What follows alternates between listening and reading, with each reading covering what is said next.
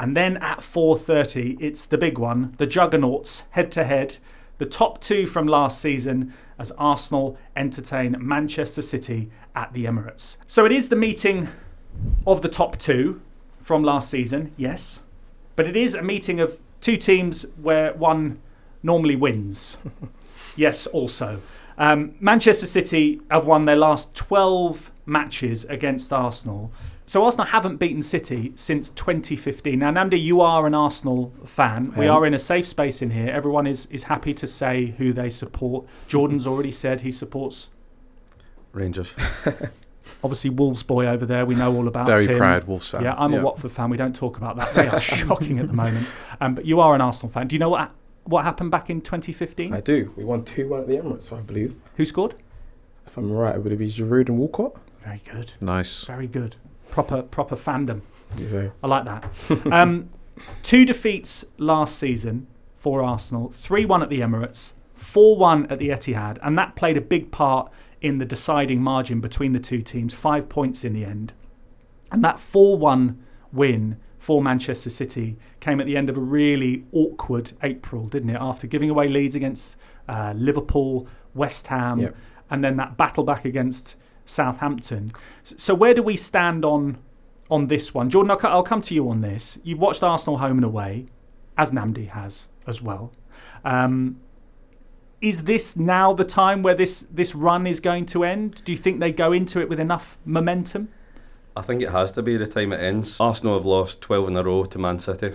It's a very long run for a team to go through. I think psychologically it must be in their heads, but I think winning the Community Shield, it looked like a weight off their shoulders. I know they didn't quite do it in 90 minutes, but just to know that they can beat a City at full strength, I think was potentially a big thing. But with Rodri out this weekend as well, I think there's no better time really for Arsenal to go and do it at home. So I think it's got to be this weekend, and psychologically again they could go top of the league. Maybe they don't want to be the pace setters this season after last year, but I mean, to have closed the gap last week unexpectedly against Wolves, sorry Tim, that was a big moment, because I think already people were starting to think 4 points is a long way back, because City are this juggernaut, as you say. They just don't usually take a step back. So for them to lose 2 games in the 1 week is like, well, they actually are human like us. I wouldn't read too much into Arsenal losing during the week. It's obviously a bit of a setback for them, but Lons are a strong team. It's a group stage. These things can happen. They've got plenty of time to recover there and get through. So no, I think they're in a good position, and I think there will be a bit of belief there now, and a bit of motivation that right, we need to do it in the league, and if they get over that, then that should be one less barrier for the rest of the season. So Nnamdi, Jordan isn't bothered about losing against Lens in midweek. Do you see European games and European environments and the domestic game as completely 2 different entities, or do you think that is something that might just bug Arteta going into this game? I think so. Declan Rice said after Wednesday, after the loss on Wednesday, he said that we're just warming up. And I think that probably hits the nail on the head on where we're at and where we should be taking those European games. I think 2.5 months into the season now, I don't think, other than excluding the PSV and the Bournemouth victories, I don't think we've seen Arsenal at their best dominated a game for 90 minutes. And so, and with all being said, I think we are still in a team in transition. I mean, we've basically got a new number 1 goalkeeper now. Partey, who was such an important cog last season, has barely played this year. Xhaka's now gone.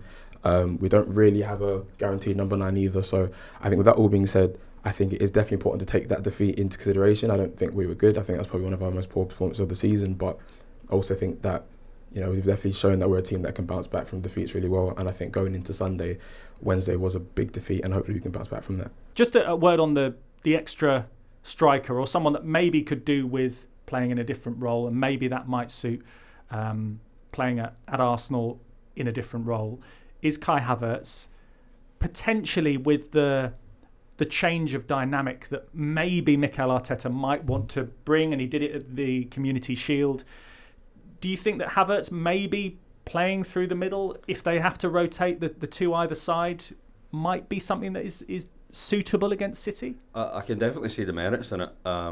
Jesus started the last few games on the left wing, and Getty he played both in Getty and Jesus, so he's shown that he's willing to be creative. And I think Havertz, he still looks slightly unnatural in that left midfield position. So I think if Man City Arsenal games last couple of years have just become you press us, we'll press you, and a lot of the time both teams, even City, don't mind going long to Haaland just to take out that press. So I think in a game where if Arsenal are struggling to play through City, it could be a good option for them just to go up long to Havertz, because although he's got this languid style where he looks like he sort of, you want to give him a shake at times, like when he plays up front, he's back to goal. He is very good at winning flick-ons, and I think you saw that in the Community Shield. So maybe this is the sort of game where you take him out the real, rough and tumble in the midfield, where you're asking him to do a bit of everything and you just ask him to be a focal point. Maybe that takes the pressure off him slightly. But I think it's definitely an option. If Saka's fit, then I imagine Saka starts, and it's likely Jesus through the middle, with maybe Trossard on the left, but if Martinelli's not fit either. But I think it's definitely an option, because as you say, you were thinking that Bournemouth game was maybe when the team sort of laid the goal on a plate for him. You were looking for a reaction in the last half an hour to go, right, this is you, look confident, look more yourself, but he just sort of stayed quite, looked quite aloof when he plays. And yeah, I thought in midweek again it was pretty safe how he was playing. He's not playing expressively in that. But again, I think that's maybe to do with the fact that he's actually better. He's back to goal where it's quick ones, two touch. When he turns and he's facing forward, he looks a little, he's got too much time almost. So maybe I think potentially it is a solution for Arsenal and a different option for them. When you have moments and you think, did that actually happen?